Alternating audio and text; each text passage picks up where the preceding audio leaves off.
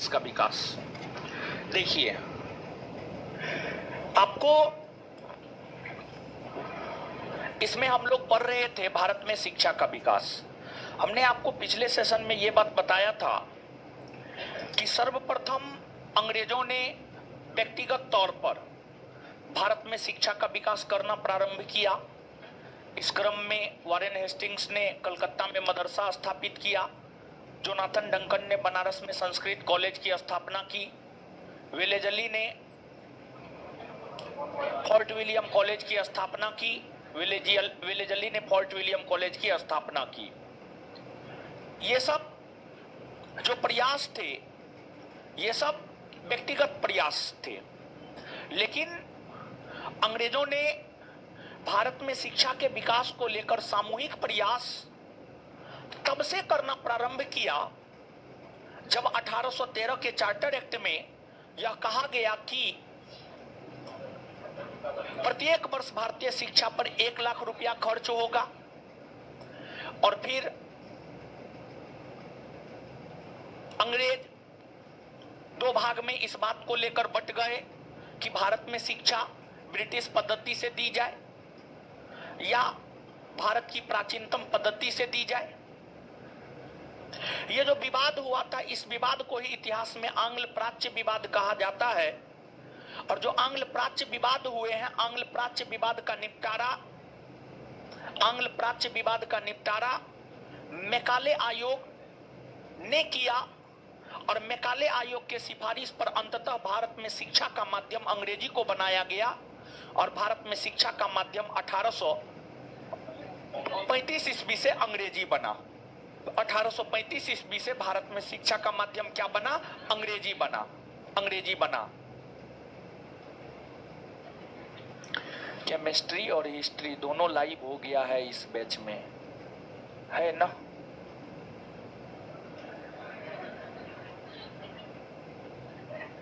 देखिए तो सही बात है जी। एक वन लाइव है, इन लोग को लगता है ज्यादा दिखता है।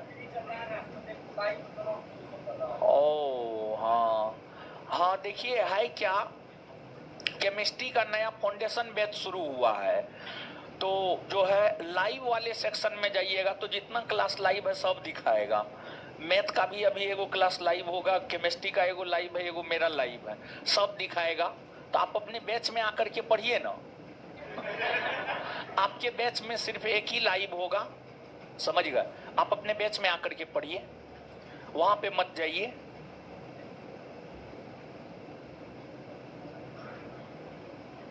अंकित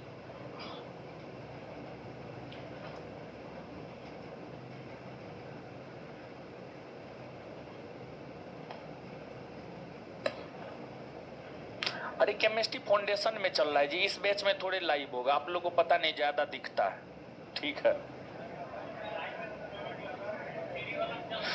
फ्री वाला में चल रहा है। हाँ वही बात है, इसी वजह से सबको लग रहा है। अब मैथो लाइव हो गया है तो कुछ देर में कहेगा मैथो लाइव हो गया। आपके बैच में दिखा रहा। अच्छा रुकिए 1 मिनट, हम भी देखिए लेते हैं। अच्छा हम भी देखिए लेते हैं।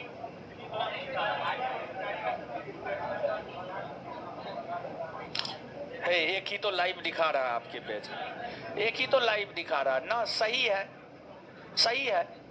ठीक है, सही है, एक ही लाइव दिखा रहा है। आप लोग झूठ बोल रहे हैं ना, एक ही लाइव दिखा रहा है। फ्री वाला में एक बार देख लेते हैं। हाँ लाइव में दिखा रहा है, हाँ यहाँ पे दिखा रहा है, तो वो तो दिखेबे करे। कमेंट हटाइए हो अगर मान लिया जाए कि दोनों लाइव काहे होगा? ठीक है, अजीब हाल है। हटाइए, कमेंट हटाइए। देखिए तो भारत में जो है शिक्षा का माध्यम मैकाले आयोग के सिफारिश पर 1835 ईस्वी से अंग्रेजी को बनाया गया। फिर भारत में शिक्षा का विकास कैसे हो, इसको लेकर समय समय पर कुछ आयोग गठित किए गए उसी संदर्भ में वुड डिस्पैच, हंटर आयोग, भारतीय विश्वविद्यालय अधिनियम, सैडलर आयोग, हार्टोग आयोग, वर्धा योजना, सार्जेंट योजना, ये सभी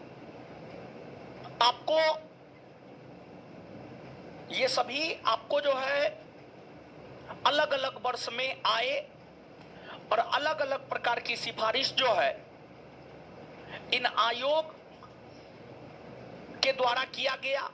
किसी ने प्राथमिक शिक्षा में विकास कैसे हो इसको लेकर सिफारिश किया, किसी ने माध्यमिक शिक्षा में विकास कैसे हो इसको लेकर सिफारिश किया, किसी ने विश्वविद्यालयी स्तर की शिक्षा में विकास कैसे हो इसको लेकर के सिफारिश किया।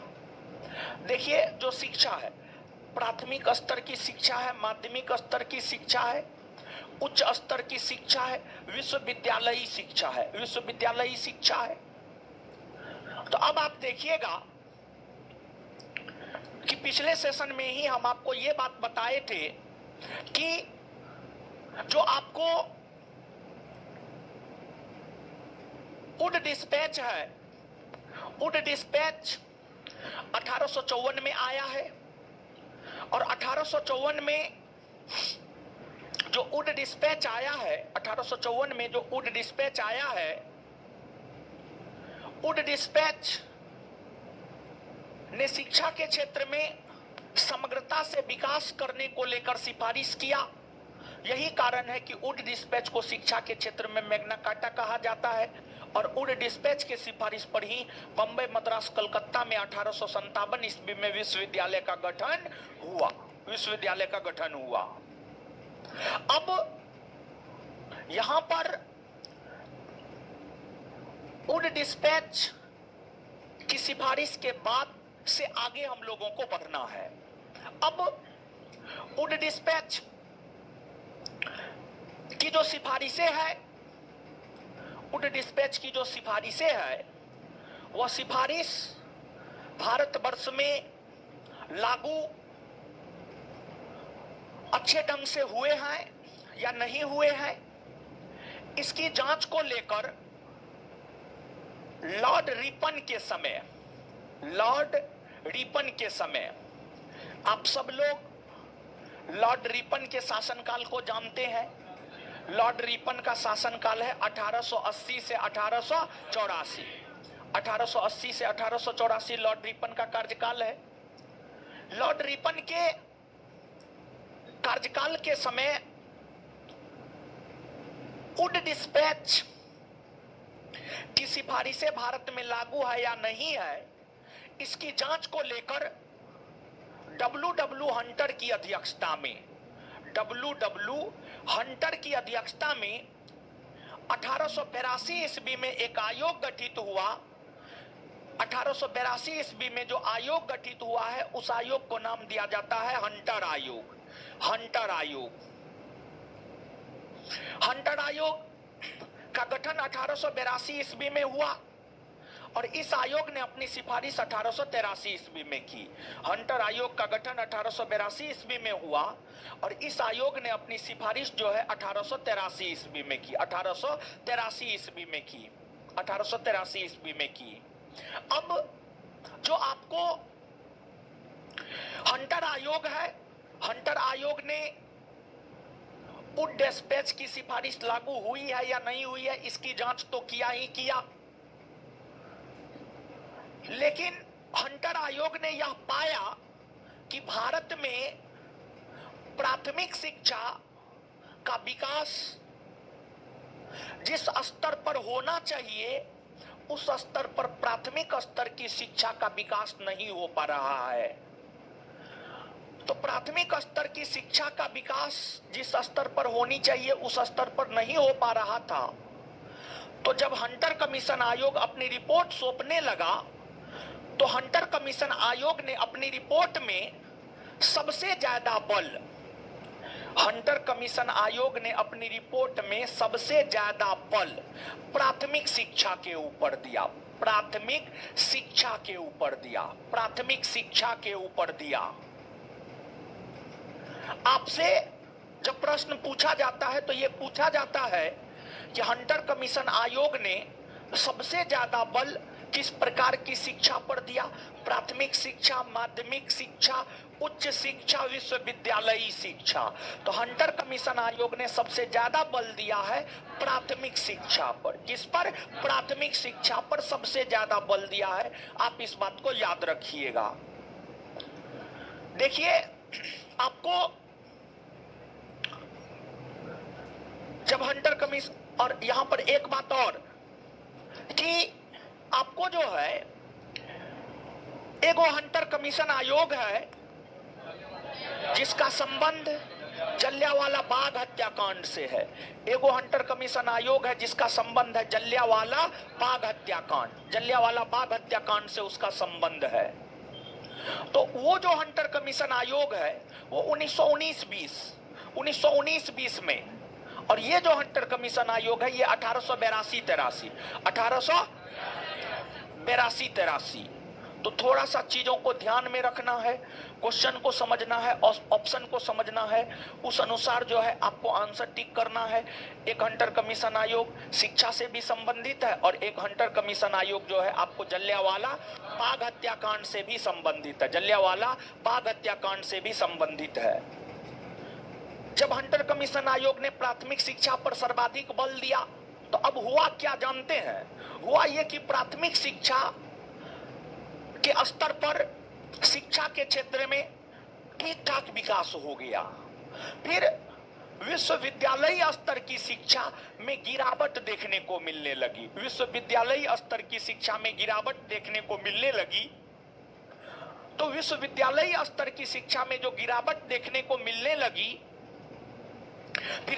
फिर उसमें सुधार करने को लेकर कर्जन ने प्रयास किया, लॉर्ड कर्जन ने प्रयास किया। लॉर्ड कर्जन की अगर हम लोग बात करें तो आप सब लोग लॉर्ड कर्जन के शासनकाल से अवगत है। 1899 से 1905। लॉर्ड कर्जन की अगर हम लोग बात करें तो लॉर्ड कर्जन ने 1901 ईस्वी में, लॉर्ड कर्जन ने 1901 ईस्वी में शिमला में, 1901 ईस्वी में शिमला में एक सम्मेलन बुलाया। 1901 ईस्वी में शिमला में एक सम्मेलन बुलाया। शिमला में जो सम्मेलन बुलाया था इसमें बुद्धिजीवी वर्ग के लोगों को शामिल होना था और बुद्धिजीवी वर्ग के लोगों को इस बात को लेकर विचार विमर्श करना था कि भारत में उच्च स्तर पर शिक्षा का विकास कैसे हो, विश्वविद्यालयी स्तर पर शिक्षा का विकास कैसे हो, इसको लेकर सिफारिश करना था। यह बैठक सफलतापूर्वक संपन्न हुआ। इस बैठक के संपन्न होने के बाद 1902 ईस्वी में लॉर्ड कर्जन के समय ही थॉमस रेले की अध्यक्षता में एक कमीशन आयोग का गठन हुआ। थॉमस रेले की अध्यक्षता में जो कमीशन आयोग का गठन हुआ उसे रेले कमीशन आयोग कहा जाता है। और रेले कमीशन आयोग ने जो सिफारिश दी, रेले कमीशन आयोग के सिफारिश पर ही 1904 ईस्वी में, रेले कमीशन आयोग के सिफारिश पर ही 1904 ईस्वी में भारतीय विश्वविद्यालय अधिनियम पारित हुआ। रेले कमीशन आयोग के सिफारिश पर 1904 ईस्वी में भारतीय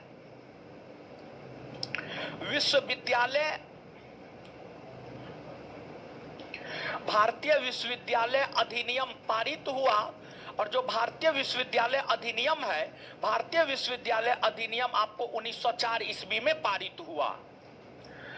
जो भारतीय विश्वविद्यालय अधिनियम 1904 ईस्वी में पारित हुआ, इस अधिनियम की अगर बात की जाए तो इस अधिनियम में कई प्रकार की सिफारिशें की गई थी।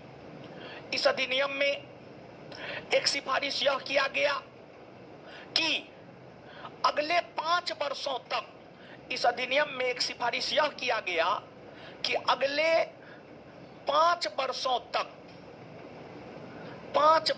तक लगातार विश्वविद्यालय स्तर की शिक्षा के विकास को लेकर प्रत्येक वर्ष 5 लाख रुपया खर्च किया जाएगा। प्रत्येक वर्ष 5 लाख रुपया खर्च किया जाएगा। एक बार फिर से इस बात को समझिएगा। भारतीय विश्वविद्यालय अधिनियम 1904 में कई सारी सिफारिशें की गई। उन सिफारिशों में एक सिफारिश यह किया गया कि अगले 5 वर्षों तक विश्वविद्यालय स्तर की शिक्षा के प्रचार प्रसार को लेकर प्रत्येक वर्ष 5 लाख रुपए खर्च किए जाएंगे। दूसरा सिफारिश यह किया गया कि विश्वविद्यालय शिक्षा के विकास को लेकर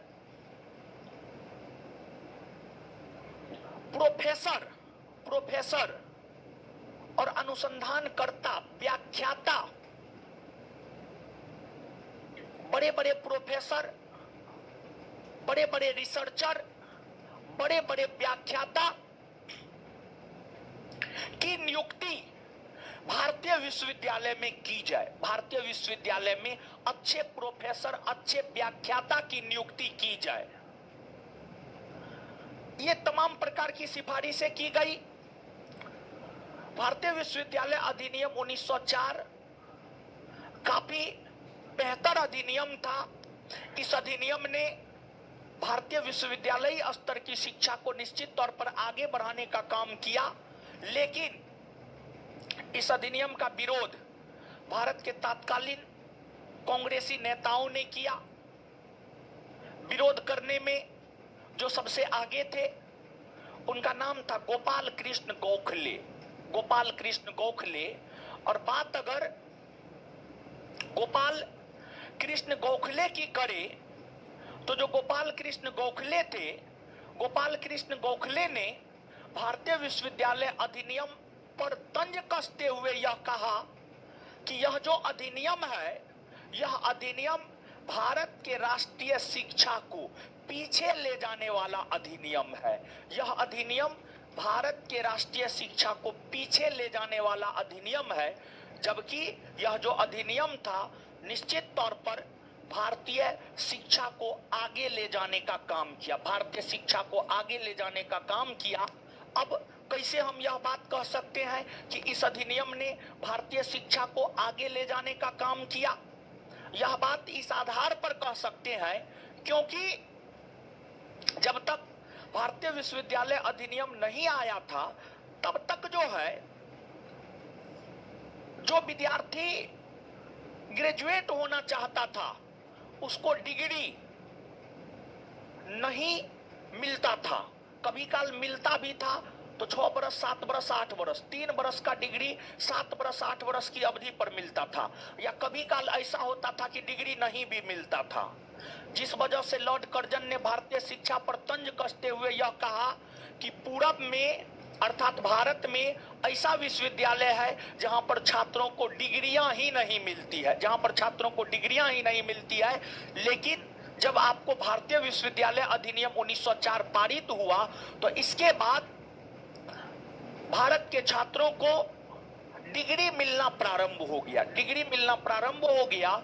तो निश्चित तौर पर इस अधिनियम ने भारतीय शिक्षा को आगे बढ़ाया, लेकिन गोपाल कृष्ण गोखले का ऐसा मानना है कि इस अधिनियम ने जो है भारतीय शिक्षा को, भारत के राष्ट्रीय शिक्षा को पीछे ले जाने का काम किया। अब ऐसी बात नहीं है कि अंग्रेज सिर्फ गलत ही करके गया है, नहीं, अंग्रेज कुछ सही काम भी करके गया है, कुछ अच्छा काम भी करके गया है।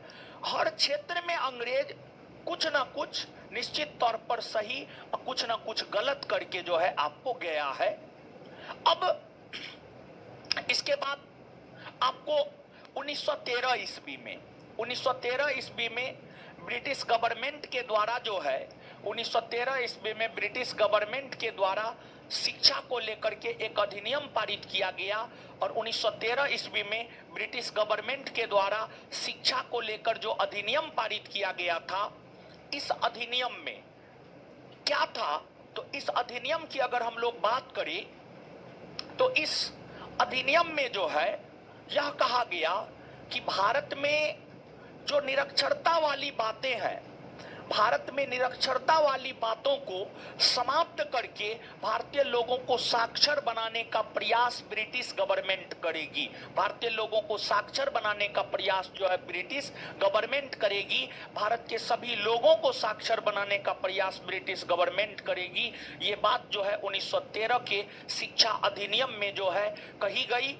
और 1913 का शिक्षा अधिनियम ब्रिटिश गवर्नमेंट मुख्य तौर पर गोपाल कृष्ण गोखले के दबाव में आकर पारित किया था। गोपाल कृष्ण गोखले के दबाव में आकर पारित किया था और गोपाल कृष्ण गोखले का यह मांग था कि शिक्षा, प्राथमिक स्तर पर शिक्षा जो है निशुल्क होनी चाहिए। प्राथमिक स्तर पर शिक्षा जो है निशुल्क होनी चाहिए और इस अधिनियम में निशुल्क शिक्षा की बात जो है ब्रिटिश गवर्नमेंट के द्वारा की गई थी। और देशी रियासतों में एक देशी रियासत हुआ करता था, बड़ौदा देशी रियासत। अगर बात बड़ौदा देशी रियासत की करें तो जो बड़ौदा देशी रियासत था, बड़ौदा देशी रियासत प्रथम देशी रियासत हुआ जिसने प्राथमिक स्तर पर निशुल्क और अनिवार्य शिक्षा अपने क्षेत्र की जनता को देना प्रारंभ किया था। फिर आपको कालांतर में जाकर के शिक्षा के क्षेत्र में विकास को लेकर जो है 1917 ईस्वी में सेडलर आयोग का गठन हुआ। 1917 ईस्वी में डॉक्टर माइकल सेडलर की अध्यक्षता में एक शिक्षा आयोग का गठन हुआ था जिसे सेडलर आयोग कहा गया। और बात अगर सेडलर आयोग की करें तो जो सेडलर आयोग था, सेडलर आयोग में टोटल 3 सदस्य हुआ करते थे। सेडलर आयोग में जो टोटल 3 सदस्य हुआ करते थे उसमें एक आपको डॉक्टर माइकल सेडलर जो कि इसके अध्यक्ष थे, दूसरा सदस्य आशुतोष मुखर्जी और तीसरा सदस्य जियाउद्दीन अहमद। सेडलर आयोग में सिर्फ डॉक्टर माइकल सेडलर ही अंग्रेज थे, बाद बाकी जो आशुतोष मुखर्जी और जियाउद्दीन अहमद थे ये दोनों के दोनों भारतीय थे। और इस आयोग ने अर्थात सेडलर आयोग ने कई प्रकार की सिफारिशें की। जैसे सेडलर आयोग ने यह सिफारिश किया कि भारत में विश्वविद्यालय का गठन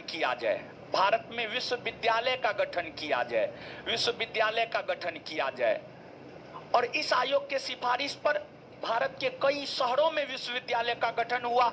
जैसे कि इस आयोग के सिफारिश पर मैसूर में विश्वविद्यालय का गठन हुआ, मैसूर के बाद पटना में विश्वविद्यालय का गठन हुआ, पटना के बाद ढाका में विश्वविद्यालय का गठन हुआ, ढाका के बाद बनारस में विश्वविद्यालय का गठन हुआ, बनारस के बाद लखनऊ में विश्वविद्यालय का गठन हुआ। इन तमाम शहरों में विश्वविद्यालय का गठन सेडलर आयोग के सिफारिश पर ही हुआ है। और बिहार का परीक्षा आप देने जा रहे हैं तो बिहार के संदर्भ में एक बात आपसे पूछा जा सकता है कि पटना विश्वविद्यालय का गठन जो है किस आयोग के सिफारिश पर हुआ है, तो जो पटना विश्वविद्यालय है, पटना विश्वविद्यालय का गठन जो है आपको सेडलर आयोग के सिफारिश पर हुआ है। अब पटना विश्वविद्यालय का गठन सेडलर आयोग के सिफारिश पर जो है आपको 1917 ईस्वी में हुआ है। इसके बाद सेडलर आयोग ने जो अन्य सिफारिश की है, सेडलर आयोग ने यह सिफारिश किया है कि जो स्कूली शिक्षा होनी चाहिए, स्कूली शिक्षा जो है 12 वर्षों तक स्कूली शिक्षा होनी चाहिए, 2 वर्ष का इंटरमीडिएट होना चाहिए और फिर 3 वर्ष का जो है स्नातक स्तर की शिक्षा 3 वर्ष की होनी चाहिए। यह भी सिफारिश सेडलर आयोग ने किया। इसके बाद सेडलर आयोग ने अगली सिफारिश यह किया कि प्रांतों में प्रत्येक प्रांत में, प्रत्येक राज्य में इंटरमीडिएट बोर्ड का गठन किया जाना चाहिए तथा स्कूली बोर्ड का गठन किया जाना चाहिए। स्कूली बोर्ड का गठन किया जाना चाहिए प्रत्येक प्रांत में तथा इंटरमीडिएट बोर्ड का गठन किया जाना चाहिए। ये तमाम प्रकार की सिफारिशें जो है आपको सैडलर आयोग के द्वारा की गई थी।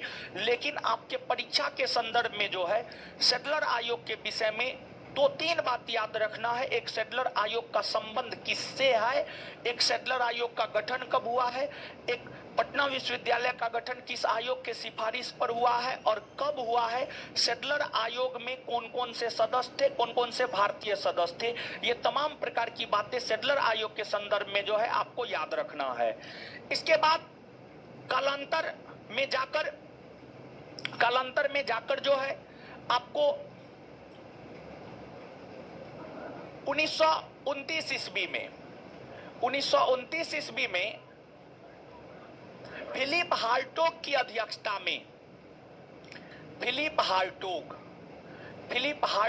अध्यक्षता में भारतीय शिक्षा के क्षेत्र में विकास को लेकर हार्टोग आयोग का गठन हुआ था।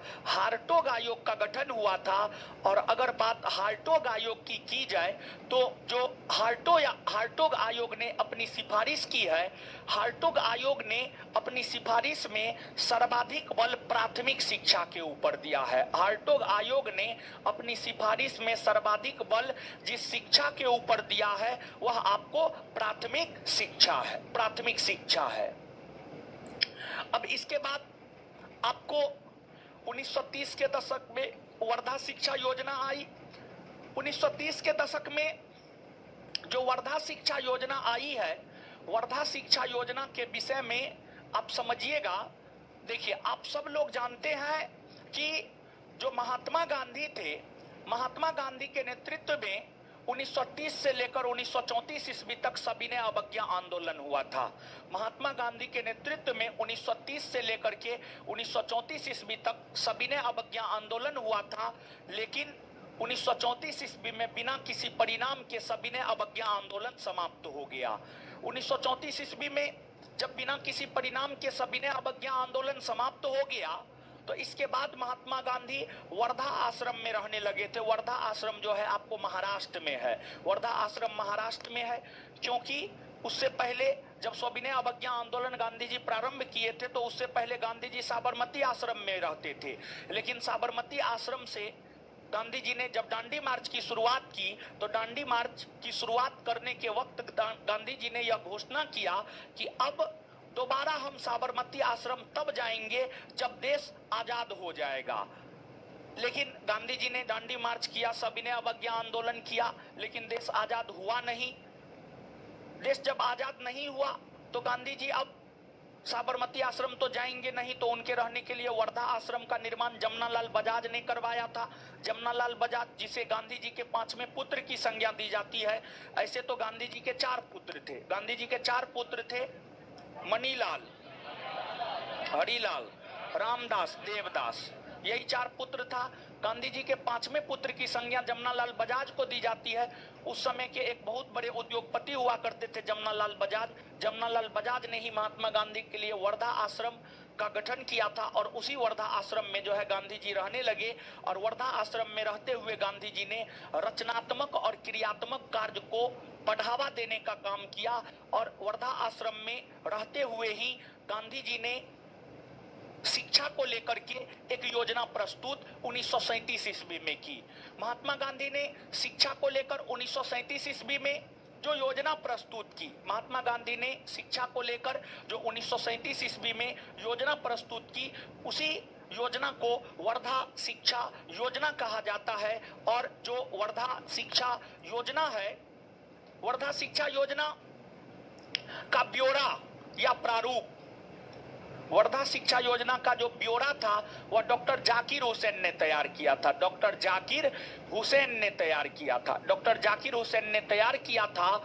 और इस शिक्षा योजना में जो कई प्रकार की सिफारिशें की गई थी, इस शिक्षा योजना में यह सिफारिश किया गया था कि शुरुआती 7 वर्षों तक, इस शिक्षा योजना में जो है यह सिफारिश किया गया था कि शुरुआती 7 वर्षों तक बच्चों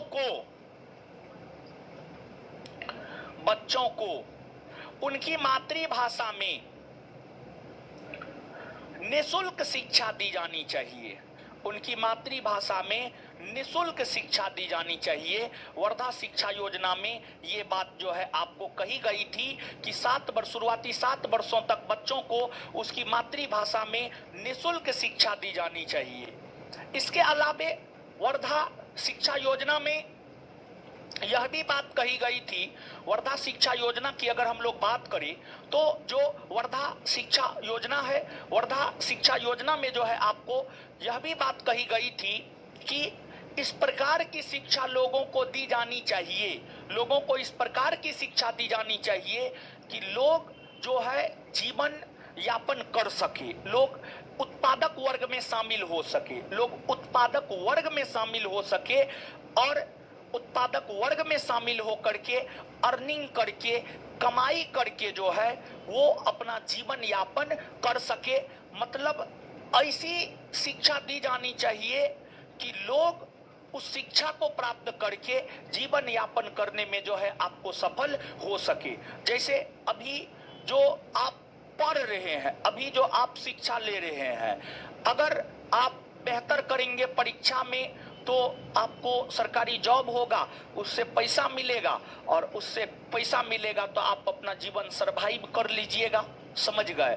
लेकिन आपको जो अकबर बाबर शिक्षा फलना चिलना ढेकना जलवायु जो भी करते हैं, इन सभी चीजों का उपयोग जो है आपको नहीं आएगा। आप जो ये सोचते हैं कि ये सब चीज आगे चल करके उपयोग में आएगा, नहीं आएगा ये सब चीज आपके उपयोग में, समझ गए। तो ये बात है, आप चीजों को याद रखिएगा। वर्धा शिक्षा योजना के बाद 1940 के दशक में सर जॉन सार्जेंट ने शिक्षा को लेकर एक योजना प्रस्तुत की है जिसे सार्जेंट योजना कहा जाता है, जिसे सार्जेंट योजना कहा जाता है। जो सार्जेंट योजना है, सार्जेंट योजना 1944 ईस्वी में आया है, 1944 ईस्वी में आया है। 1944 ईस्वी में सार्जेंट शिक्षा योजना आया है। जो सार्जेंट शिक्षा योजना है, अगर बात सार्जेंट शिक्षा योजना की करें तो जो सार्जेंट शिक्षा योजना है इसमें भी जो है यह बात कहा गया है कि प्राथमिक स्तर पर बच्चों को मातृभाषा में निःशुल्क शिक्षा दी जानी चाहिए, ये बात तो कहा ही गया। साथ ही साथ जो है यह भी बात कहा गया कि 11 वर्ष से लेकर 17 वर्ष तक बच्चों को 11 वर्ष से लेकर के 17 वर्ष तक अर्थात 6 वर्षों तक अतिरिक्त शिक्षा दी जानी चाहिए और इस प्रकार की अतिरिक्त शिक्षा दी जानी चाहिए कि वह उत्पादक वर्ग में शामिल हो सके। इस प्रकार की अतिरिक्त शिक्षा दी जानी चाहिए कि वह जो है आपको उत्पादक वर्ग में शामिल हो सके। ये सिफारिश जो है आपको सार्जेंट योजना के द्वारा किया गया था। अब देखिएगा, यहाँ पर एक बात हम आपको बताना चाहते हैं। यहाँ से जो प्रश्न आता है, यहाँ से प्रश्न ऐसे आता है, निम्नलिखित में से कौन सा आयोग शिक्षा से संबंधित आयोग है या कौन सा आयोग शिक्षा से संबंधित आयोग नहीं है। तो हम लोग एक लाइन में कह सकते हैं फूड डिस्पैच हो गया, हंटर कमीशन आयोग हो गया, रेले कमीशन आयोग हो गया, सेडलर आयोग हो गया, हार्टोग समिति हो गया, वर्धा शिक्षा योजना हो गया, सार्जेंट आयोग हो गया या सार्जेंट योजना हो गया। ये जो तमाम योजनाएं हैं, ये तमाम योजनाओं का संबंध किससे है? तो इन तमाम योजनाओं का संबंध जो है शिक्षा से है। इन तमाम योजनाओं का संबंध किससे है? शिक्षा से, शिक्षा से है। तो आप इस बात को याद रखिएगा, ठीक है। तो अब जो है आप एक बार आकर के यहाँ पर बोर्ड पर याद कीजिए।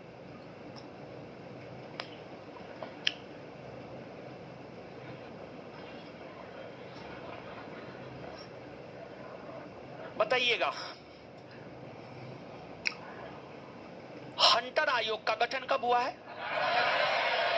हंटर आयोग का गठन कब हुआ है? अच्छा, जो हंटर आयोग गठित हुआ है, इस समय भारतीय वायसराय कौन हुआ? कौन हुआ करता था? Lord Ripon. वुड डिस्पैच की सिफारिशें भारत में बेहतर ढंग से लागू हुई है या नहीं हुई है, इसकी जांच को लेकर कौन आयोग गठित हुआ? कौन आयोग? हंटर आयोग ने सबसे ज्यादा बल किस प्रकार की शिक्षा, किस शिक्षा पर, किस शिक्षा पर? अच्छा, लॉर्ड कर्जन ने उच्च शिक्षा तथा विश्वविद्यालय स्तर की शिक्षा में विकास को लेकर बुद्धिजीवियों का सम्मेलन 1901 में कहां बुलाया? कहां बुलाया? कहां बुलाया? रेले कमीशन आयोग का संबंध किससे है? किससे है? विश्वविद्यालय शिक्षा। किस शिक्षा से है? किससे है? अच्छा, रेले कमीशन आयोग का गठन कब हुआ है? 1900 किस वायसराय के समय? किस वायसराय के समय? लॉर्ड। भारतीय विश्वविद्यालय अधिनियम कब पारित हुए? भारतीय विश्वविद्यालय अधिनियम कब पारित हुए? 1904। किस राजनेता ने भारतीय विश्वविद्यालय अधिनियम 1904 को भारत के राष्ट्रीय शिक्षा को पीछे करने वाला अधिनियम बतलाया? आए? किसने? गोपाल कृष्ण गोखले। इसके बाद जो है प्रथम देशी रियासत कौन है? प्रथम देशी रियासत कौन है जो निशुल्क शिक्षा देने की प्रथा की शुरुआत किया? बड़ौदा। कौन है? कौन है? प्रथम देशी रियासत कौन है जो निशुल्क शिक्षा देने की प्रथा की शुरुआत किया? कौन है? बड़ौदा। इसके बाद जो है आगे बताइएगा कि जो सेडलर आयोग है, सेडलर आयोग का गठन कब हुआ? सेडलर आयोग का गठन, सेडलर आयोग में कितने सदस्य? कितने सदस्य? Doctor Michael Sedler, Ashutosh Mukherjee, Ziauddin. Ziauddin. Sedler आयोग में 3 सदस्य कौन कौन है बताइए?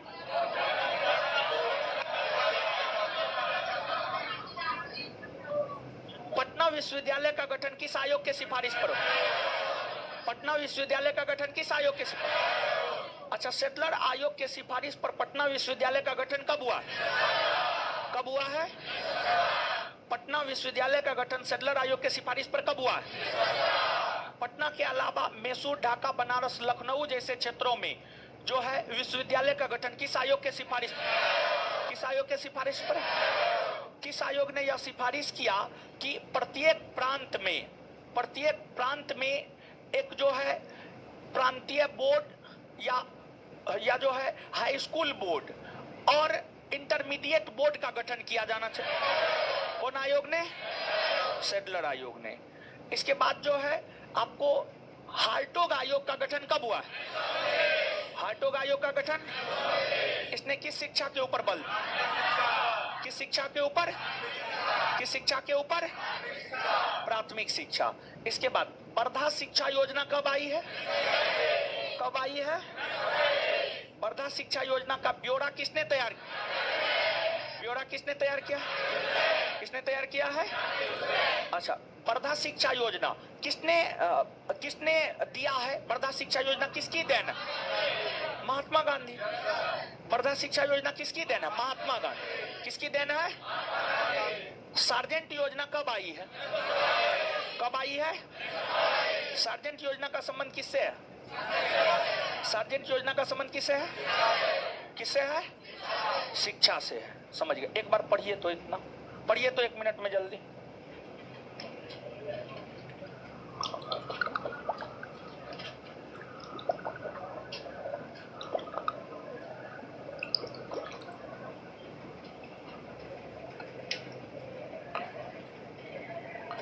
पढ़िए इतना जल्दी।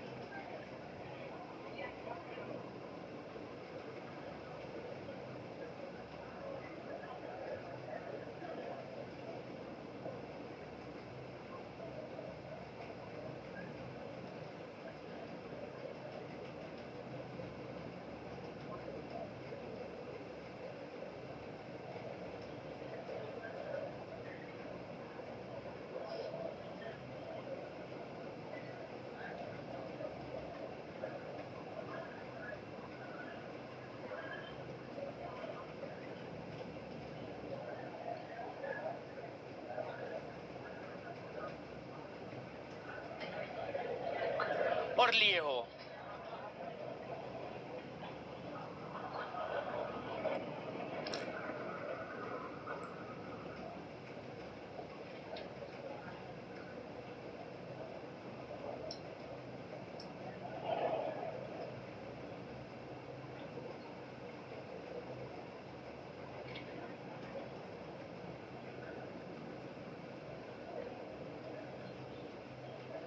और लिए है।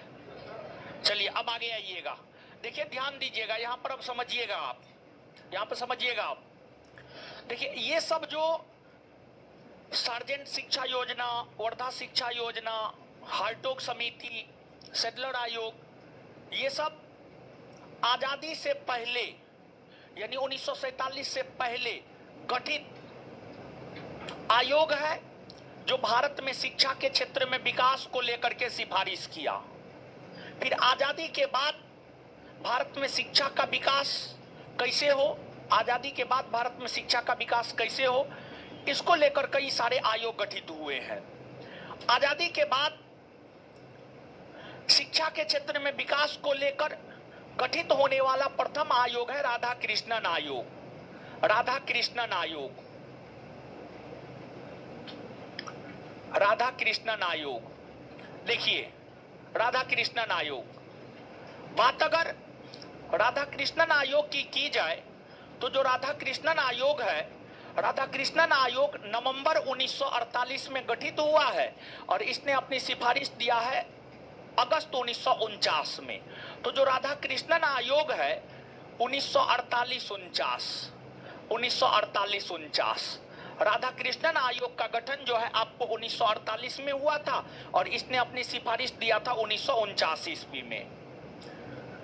राधा कृष्णन आयोग का गठन डॉक्टर सर्वपल्ली राधाकृष्णन की अध्यक्षता में हुआ था। डॉक्टर सर्वपल्ली राधाकृष्णन, तो इस आयोग के जो अध्यक्ष थे, इस आयोग के अध्यक्ष थे आपको डॉक्टर सर्वपल्ली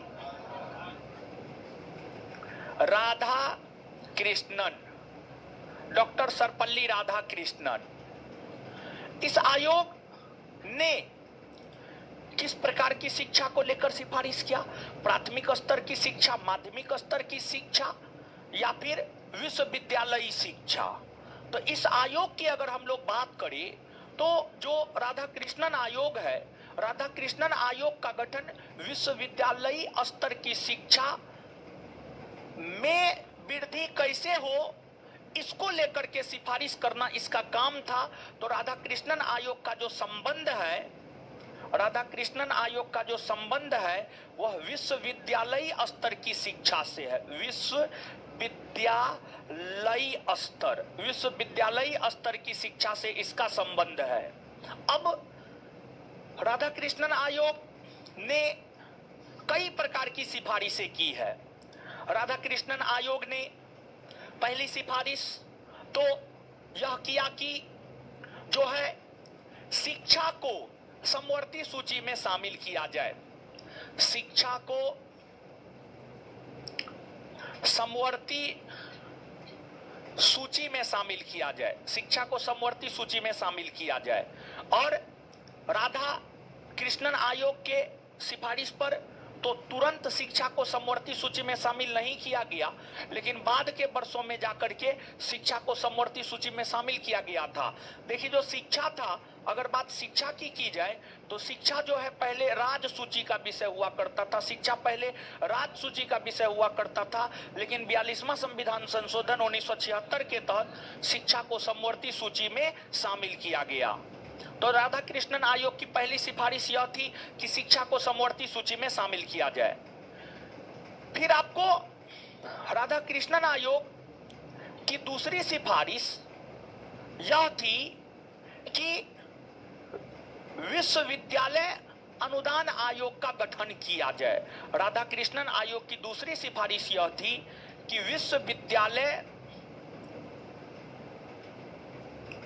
विश्वविद्यालय अनुदान आयोग का गठन किया जाए, विश्वविद्यालय अनुदान आयोग का गठन किया जाए, विश्वविद्यालय अनुदान आयोग का गठन किया जाए। यह सिफारिश भी राधा कृष्णन आयोग के द्वारा ही किया गया था।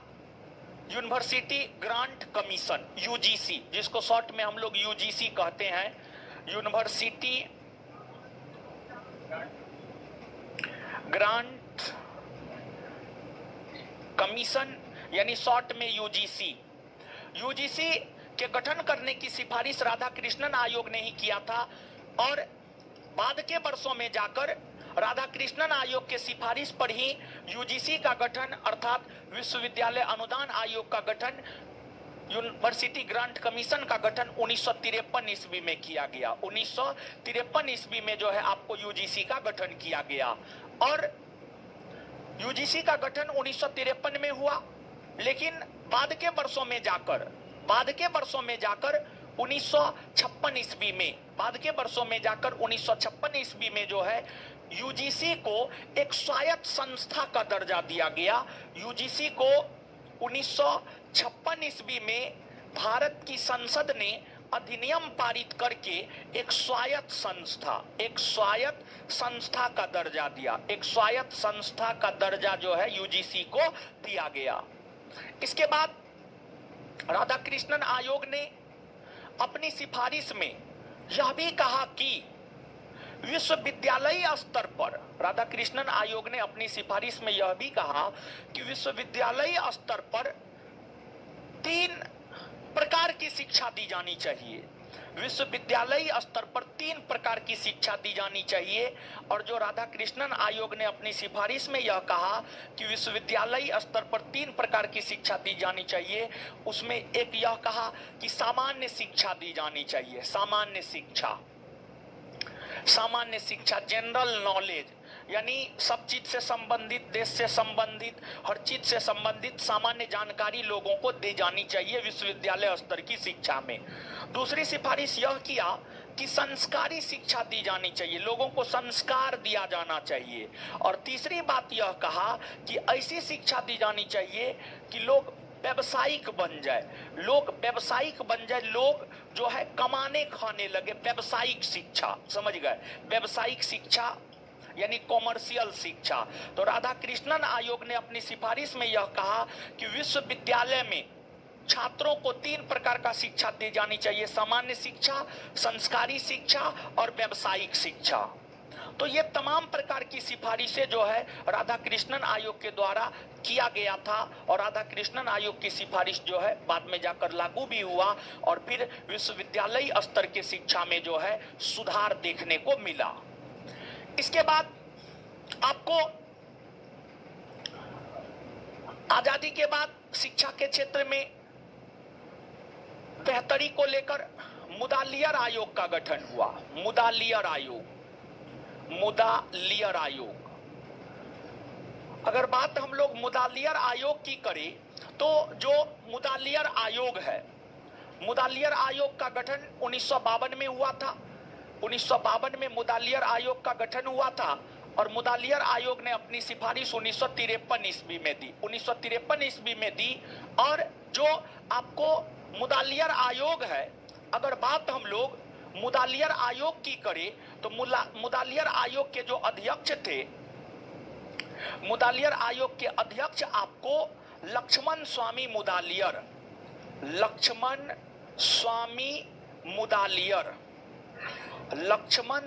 मुदालियर जो है आपको मुदालियर आयोग के अध्यक्ष थे और मुदालियर आयोग को माध्यमिक स्तर के शिक्षा में विकास कैसे हो इसको लेकर सिफारिश करना था।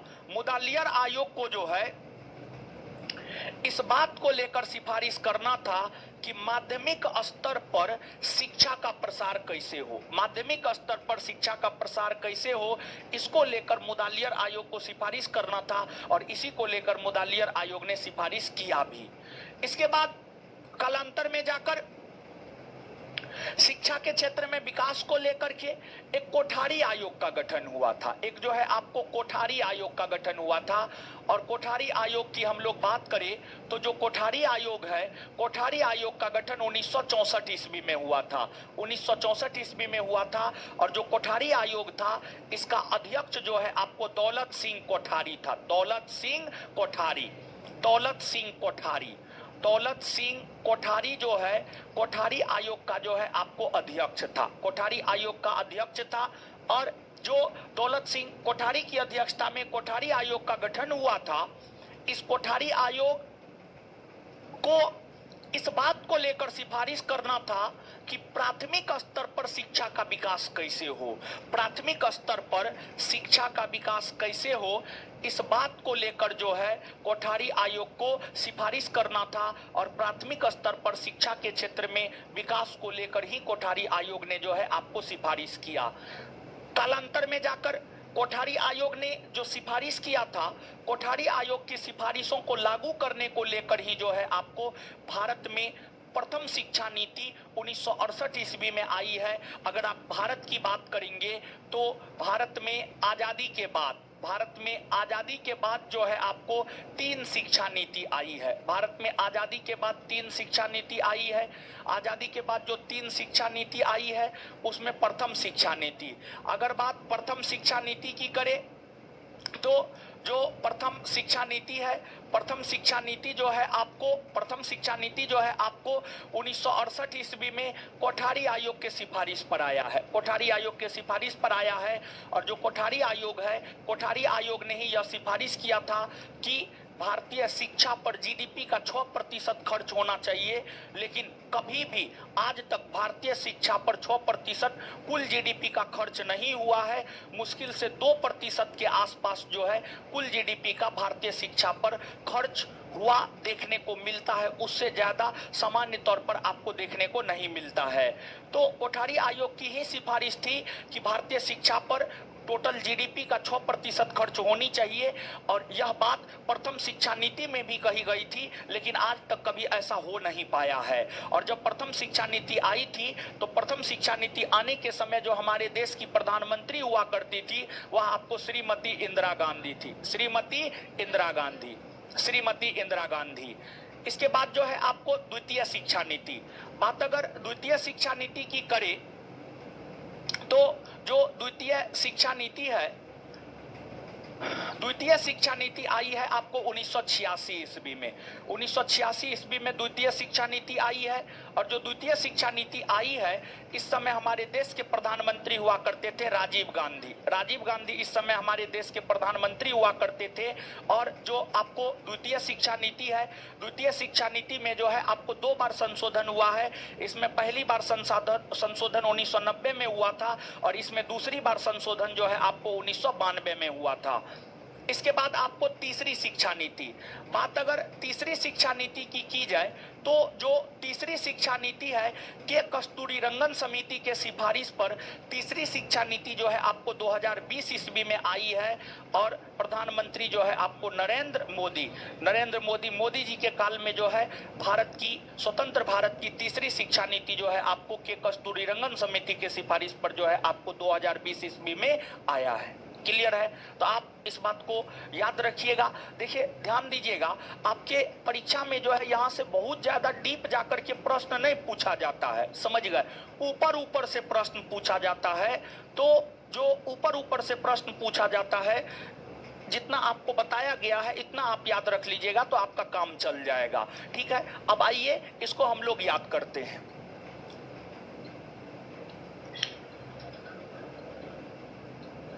चलिए, राधा कृष्णन आयोग का गठन कब हुआ? राधा कृष्णन आयोग का गठन कब हुआ? 1948। राधा कृष्णन आयोग का गठन कब हुआ? इसके अध्यक्ष आए डॉक्टर सर्वपल्ली राधाकृष्णन आयोग का संबंध किस स्तर के शिक्षा से? राधा कृष्णन आयोग का संबंध किस स्तर की शिक्षा, किस स्तर की शिक्षा से? राधा कृष्णन आयोग ने शिक्षा को समवर्ती सूची में शामिल करने की सिफारिश किया, हाँ या ना? विश्वविद्यालय अनुदान आयोग के गठन की सिफारिश किसने किया? विश्वविद्यालय अनुदान आयोग के गठन की सिफारिश किसने किया? विश्वविद्यालय अनुदान आयोग का गठन कब हुआ? विश्वविद्यालय अनुदान आयोग का गठन कब हुआ? 1900 विश्वविद्यालय अनुदान आयोग का गठन किसकी सिफारिश पर हुआ? विश्वविद्यालय अनुदान आयोग का गठन किसकी सिफारिश पर हुआ? किसकी सिफारिश पर हुआ? किसकी सिफारिश पर हुआ? अच्छा, विश्वविद्यालय अनुदान आयोग को स्वायत्त संस्था का दर्जा भारत की संसद ने कब दिया?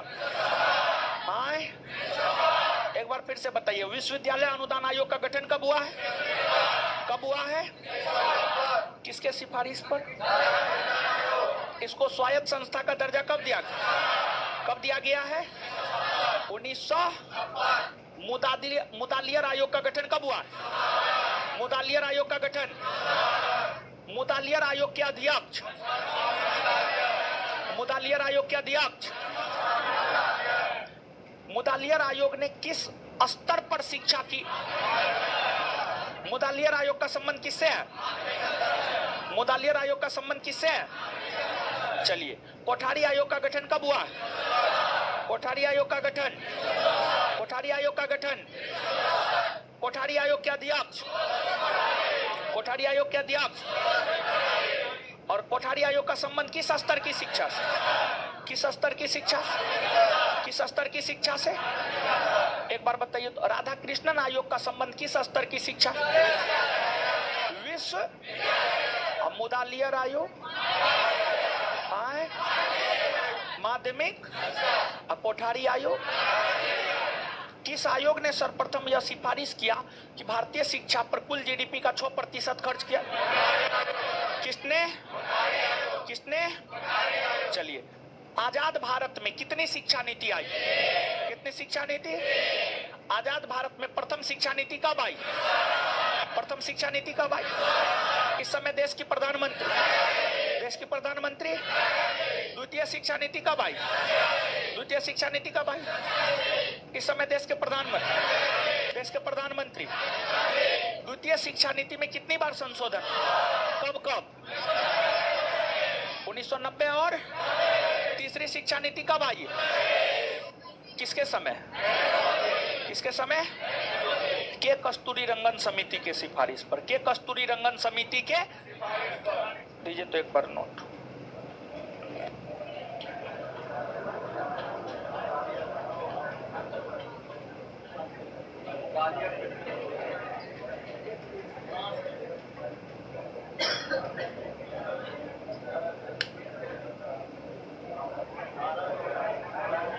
एक पॉइंट लिखिएगा, एक पॉइंट लिखिएगा, लिखिएगा। भारतीय विश्वविद्यालय अधिनियम, भारतीय विश्वविद्यालय अधिनियम 1904 का है, कहीं पे काहे लिख रहे? मारेंगे और मुंह तोड़ देंगे। कहीं पे लिखते हैं जी, कॉपी है, इतिहास का कॉपी कहाँ है आपका? है? अगले क्लास में लेते आइएगा, नहीं तो आप नहीं आइएगा अगले क्लास में, कूट देंगे हम अगले क्लास में। खाली आप नहीं लेकर के आइए। याद दिलाए, याद दिला दीजिएगा तो उसका कॉपी देखना है, ठीक है? लिखिएगा, भारतीय विश्वविद्यालय अधिनियम, भारतीय विश्वविद्यालय अधिनियम 1904,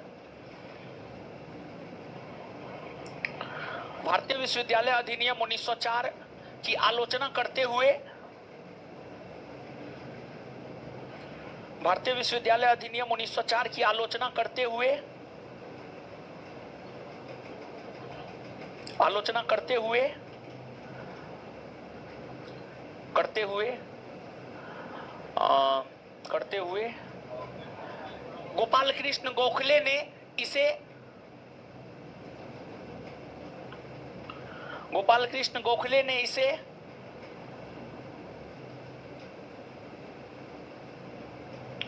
भारत के राष्ट्रीय शिक्षा को पीछे ले जाने वाला अधिनियम कहा। भारत के राष्ट्रीय शिक्षा को पीछे ले जाने वाला अधिनियम कहा। भारत के राष्ट्रीय शिक्षा को पीछे ले जाने वाला अधिनियम कहा।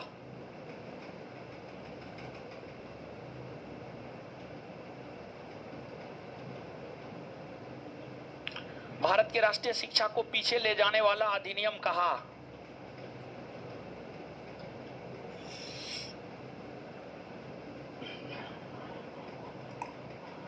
नीचे से लिखिएगा। राधा कृष्णन आयोग का संबंध, नीचे से लिखिएगा। राधा कृष्णन आयोग का संबंध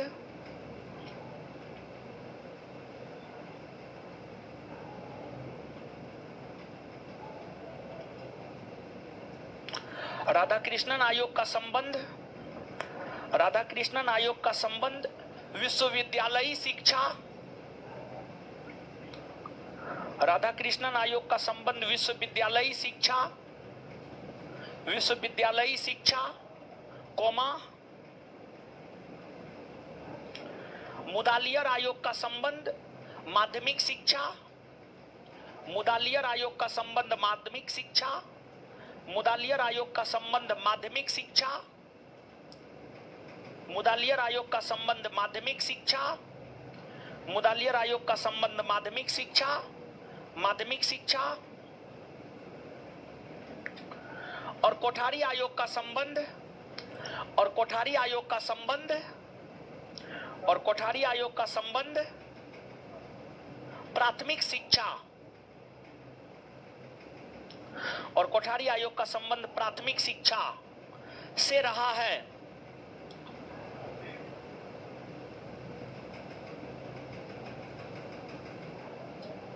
नीचे से मुदालियर आयोग का गठन 1952 में, नीचे से मुदालियर आयोग का गठन 1952 में,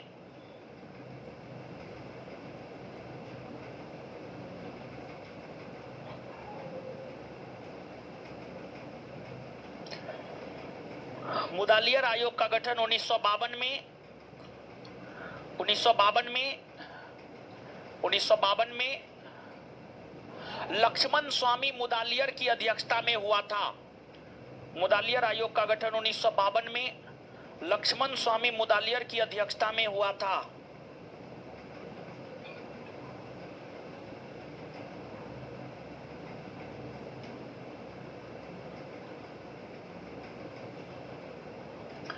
नेक्स्ट पॉइंट,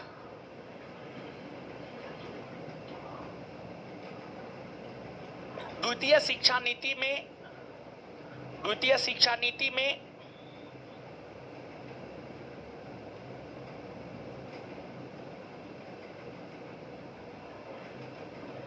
द्वितीय शिक्षा नीति में 2 बार संशोधन हुआ है।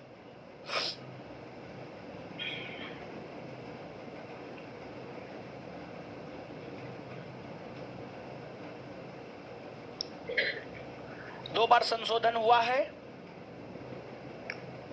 2 बार संशोधन हुआ है।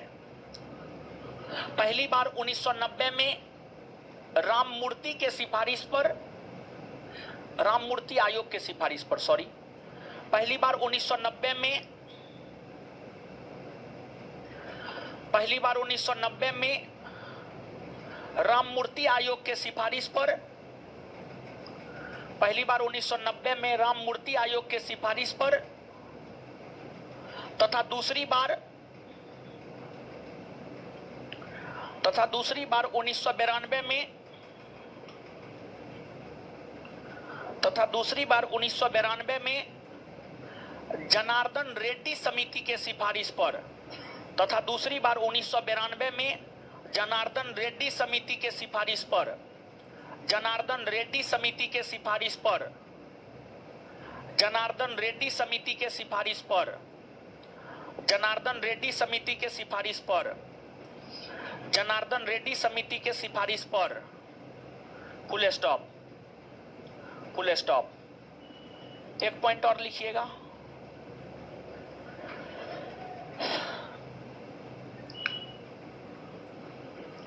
के कस्तूरी रंगन समिति के सिफारिश पर, के कस्तूरी रंगन, के कस्तूरी रंगन, के कस्तूरी रंगन समिति के सिफारिश पर,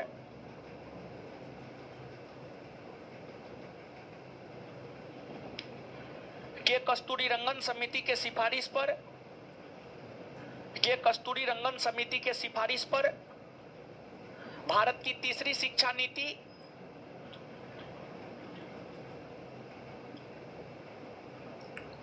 के कस्तूरी रंगन समिति के सिफारिश पर भारत की तीसरी शिक्षा नीति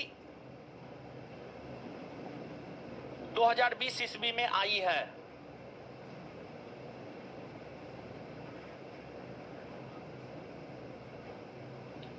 एक पॉइंट और लिखिएगा, प्रथम शिक्षा नीति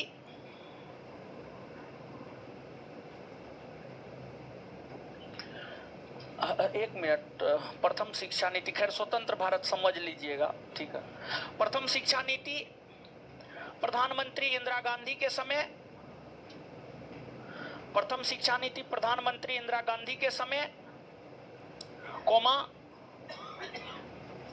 द्वितीय शिक्षा नीति राजीव गांधी के समय,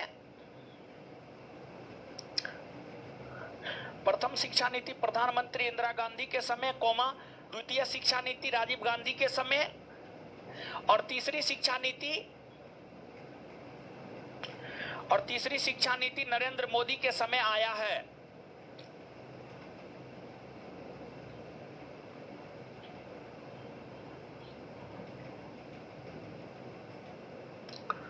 और तीसरी शिक्षा नीति नरेंद्र मोदी के समय आया है, और तीसरी शिक्षा नीति नरेंद्र मोदी के समय आया है।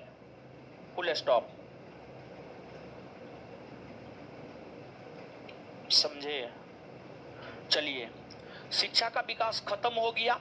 इसके बाद जो है आप अपना नोट में पढ़ लीजिएगा, याद कर लीजिएगा जितना बताए हैं। इसके बाद जो है आगे है भारत में प्रेस का विकास, ठीक है। तो भारत में प्रेस का विकास तो अब आज हो नहीं सकता है, ठीक है। अगले क्लास में प्रयास करेंगे खत्म करके ऑब्जेक्टिव भी करवा देने का, क्या ना? बस खत्म हो जाएगा आधुनिक भारतीय इतिहास, अब आप चिंता मत कीजिए। कौन महीना है ये? बोलिए जून है। जून लास्ट जाते जाते खत्म हो जाएगा, जून लास्ट जाते जाते खत्म कर देंगे, समझ गए? ज्योग्राफी शुरू करेंगे, फिर ज्योग्राफी शुरू करेंगे आपके बैच में। जून लास्ट जाते जाते खत्म कर देंगे। खत्म कर देंगे मतलब ऐसे डेली बेसिस पर ऐसे क्लास होगा तब नहीं खत्म होगा, एक्स्ट्रा क्लास लगाना पड़ेगा, तो एक्स्ट्रा क्लास लगा देंगे, ठीक है। नहीं मारेंगे मुंह तोड़ देंगे हम, नहीं, एक्स्ट्रा क्लास लगाएंगे, ठीक है, तब खत्म हो जाएगा। जून लास्ट जाते जाते खत्म कर देंगे। चलिए, आपके बेस में तो पॉलिटी दोबारा नहीं हो रहा है जी, अब बताइए दोबारा में कुछ नया मिल रहा है? नया मिल रहा होगा, ठीक है। और हाँ, एगो बात और, आपको जो है क्लास नोट कहाँ से मिलेगा, इसको अभी तक नहीं पता है क्लास नोट कहाँ से मिलेगा। आपको जो है प्राचीन भारतीय इतिहास ऑब्जेक्टिव आंसर के साथ नया आ गया है। पुराना को खत्म कर दीजिएगा, कहिएगा मास्टर कितना नोट खरीदवाता है। पुराना छोड़ दीजिएगा, ठीक है, पुराना छोड़ दीजिएगा। पुराना में थोड़ा एरर है, नया में एरर ना है, नया में ना है।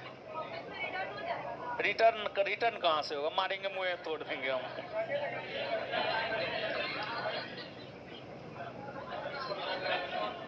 चलिए, और सब बढ़िया है?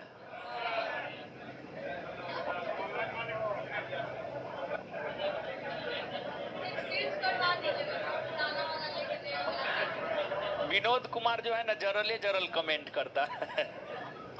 एक तो सुरवेशु जरल कमेंट कर रहा था, समझ गए? और प्रिंट आउट करवा ले, हाँ करवा लीजिए चंदन बिन जी, करवा करके पढ़ लीजिए, याद कर लीजिए, उसमें आंसर है ना जी। मध्यकालीन का भी नया नोट आएगा, आधुनिक का भी नया ऑब्जेक्टिव आएगा। हाँ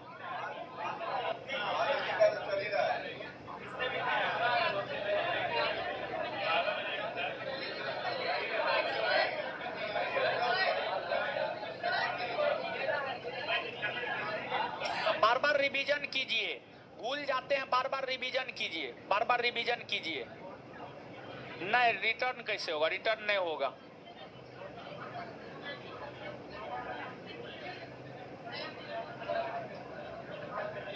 क्लास टेस्ट कब लेंगे? और हाँ, बायोलॉजी का चैप्टर 1 से लेकर 9 तक टेस्ट हुआ था जी आप लोग। अब 10 से लेकर 18 तक टेस्ट होना है, पता है ना? आए? नहीं पता है? आए? 10 तारीख को होना था, लेकिन 10 को नहीं होगा, उसके अगले वीक होगा। 10 को नहीं होगा, 10 को नहीं होगा, उसके अगले वीक होगा, उसके अगले वीक होगा। इसके बाद वर्ल्ड हिस्ट्री नहीं, वर्ल्ड हिस्ट्री नहीं पढ़ाएंगे, पहले ज्योग्राफी पढ़ाएंगे। वर्ल्ड हिस्ट्री से 1-2 क्वेश्चन आता है, इंडियन ज्योग्राफी से 12 से 15 क्वेश्चन रहता है, तो ज्योग्राफी पढ़ाएंगे पहले। ज्योग्राफी पढ़ाने के बाद जो है तब वर्ल्ड हिस्ट्री लास्ट में पढ़ा देंगे।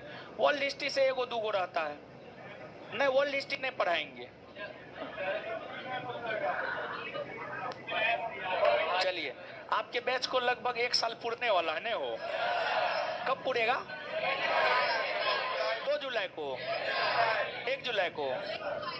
चलिए चलिए, 1 जुलाई को आपके बैच को 1 साल पूर जाएगा ना।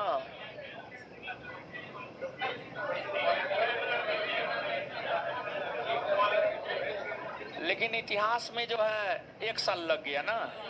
1 साल थोड़े लगा महाराज, 6 महीना न लगा। 1 सप्ताह में 3 दिन ना क्लास होता है, तब 6 महीना न लगा। 6 महीना में इतिहास खत्म हो गया। बहुत बड़ी बात है, 6 महीना में इतिहास खत्म हो गया।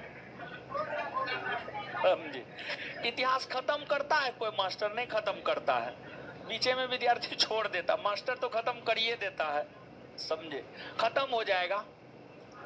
ज्योग्राफी में ज्यादा टाइम नहीं लगेगा, ज्योग्राफी में 3 महीना लगेगा, 3 महीना लगेगा। 3 महीना लगेगा मतलब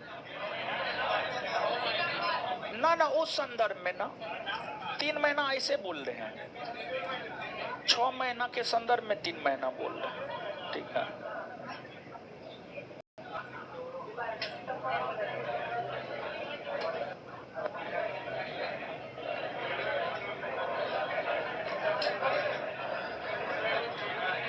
चलिए अब हिस्ट्री में क्या है जानते हैं? इसके बाद है कांग्रेस से पूर्व स्थापित संस्था, उसके बाद कांग्रेस, और उसके बाद स्वतंत्रता आंदोलन। मात्र 3 तो चैप्टर है, 3 चैप्टर और है। कांग्रेस से पूर्व स्थापित संस्था 1 दिन का है, और कांग्रेस 1 दिन का है, 1-2 दिन हो गया। और फिर जो है आपको स्वतंत्रता आंदोलन, ये है लगभग 10-15 दिन का, ये है 10-15 दिन का।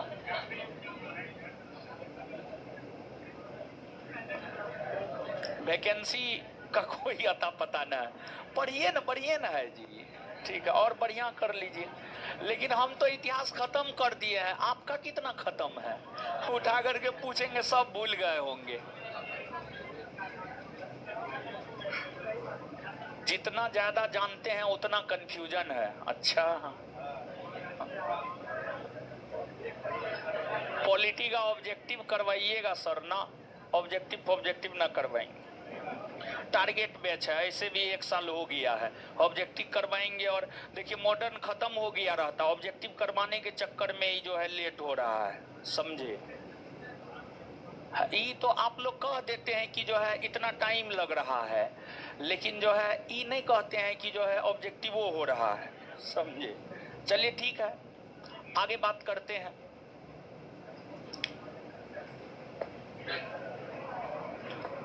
अब होमवर्क दीजिए, तो क्या दिए थे होमवर्क? 61 से 100।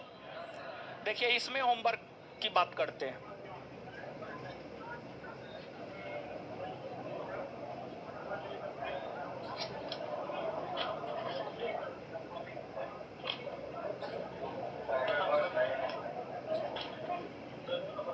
पेज नंबर 275, पेज नंबर 275 से क्वेश्चन नंबर 1 से question number 50, page number 283, page number 275 से 283, इसमें होमवर्क है।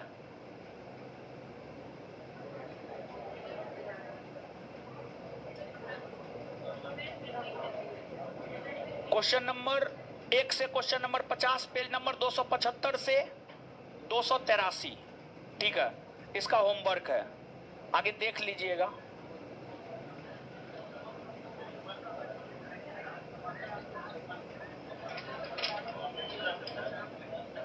बार बार रिवीजन कीजिए, जो भी भूल जाते हैं ना बार बार रिवीजन कीजिए। और देखिए इतिहास खत्म होने दीजिए, फिर इतिहास का जो है 2-3 टेस्ट ले लेंगे हम आपका, ताकि इतिहास आपका फिर से लाइन पे आ जाए। 2-3 जैसे बायोलॉजी का टेस्ट लिए हैं ना, तो बायोलॉजी थोड़ा बहुत, अब हम क्या कर सकते हैं, हम तो एक एक चीज को 2-2 बार 3-3 बार 4-4 बार 5-5 बार टेस्ट ले रहे हैं, ताकि आप चीजों को भूले नहीं, समझ गए। हम तो यही कर सकते हैं। अब दोबारा कहिएगा बिट्टू सर को बायोलॉजी पढ़ाने, तो थोड़े पढ़ाएंगे।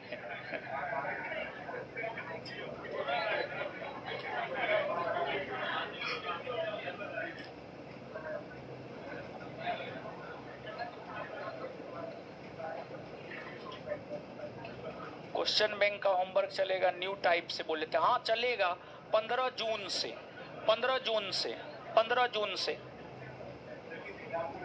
चलिए जवाब दीजिए तो, भारतीय मानक समय कहां से नहीं गुजरती? तेलंगाना। जानवरों में संग्रहित होने वाला प्राकृतिक बहुलक ग्लाइकोजेन है पॉलीसैकराइड। हायाबुसा 2 मिशन किस अंतरिक्ष एजेंसी का मिशन? जाक्सा। विली विली कहां का type? Hurricane, typhoon, typhoon. Davis cup का संबंध कौन खेल? टेनिस ना। सत्यशोधक समाज के संस्थापक ज्योतिबा राव। सामाजिक मूल्यों को आत्मसात करने की प्रक्रिया को क्या कहते हैं? समाजीकरण। समाजीकरण। आगे और क्या था? हिस्ट्री में बाबर, शेरशाह सूरी, हुमायूं। इसके बाद अगला होमवर्क है, इसमें आपको अकबर। इसमें अगला होमवर्क क्या है? अकबर। अकबर, ठीक है। चलिए आ जाइए तो, बाबर और हुमायूं। अरे आप लोग चिंता मत कीजिए जी, हम है ना जी, आप काहे चिंता करते हैं, सब चीज होगा महाराज, आप लोग टेंशन मत लीजिए, रटवा देंगे। जैसे मेरे होंठ पर सब चीज है ना, आप लोग चिंता मत कीजिए, आपके भी होंठ पे आ जाएगा। लेकिन यही आप लोग बातें नहीं मानते हैं।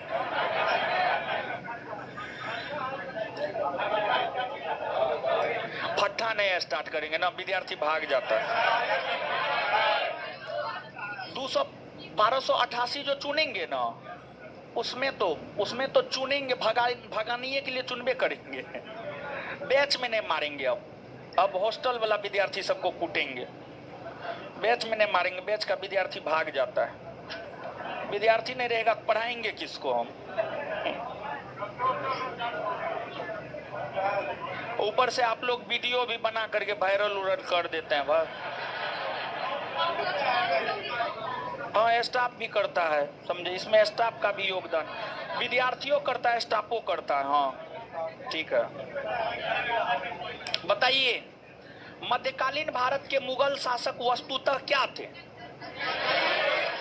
चगताई तुर्क।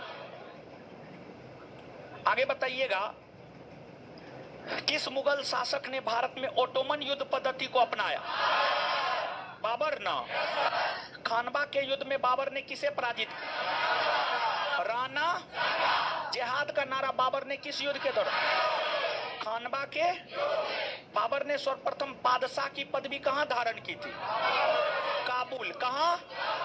बाबर ने अपने बाबरनामा में किस हिंदू राज्य का उल्लेख किया? मेवाड़ ना। फरीद जो बाद में शेरशाह सूरी बनाने कहां से शिक्षा प्राप्त की? जौनपुर। कहां से? तुजू के बाबरी किस भाषा में लिखा गया? तुर्की ना। हुमायूं ने चुनार दुर्ग पर प्रथम बार आक्रमण कब किया? 1500। शेरशाह सूरी का उत्तराधिकारी कौन बना? इस्लाम। शेरशाह को कहां दफनाया गया? सासा। इससे आगे इसमें अकबर कर लीजिएगा, ठीक है। हॉस्टल जो है ना, देखिए जून माह है, जुलाई में स्टार्ट हो जाना चाहिए। ठीक है, देखिए जानते हैं हॉस्टल बनबे नहीं किया है वो, ठीक है, बन रहा है, बन ही गया है लगभग में। लाइब्रेरी तो इस माह में शुरू हो जाएगा। लाइब्रेरी में जो है 200 से 300 बच्चा को चूज करके रखेंगे। फी लाइब्रेरी का फी कहाँ डिसाइड किए हैं, बहुत ज्यादा नहीं रहेगा। हाँ फिर ये मैं बोलिए न मारेंगे। चलिए और सब बढ़िया है। लाइब्रेरी इस माह में शुरू हो जाएगा और हॉस्टल अगले माह में शुरू होगा। ठीक है, धन्यवाद। हमको निकलने दीजिए तब निकलिएगा।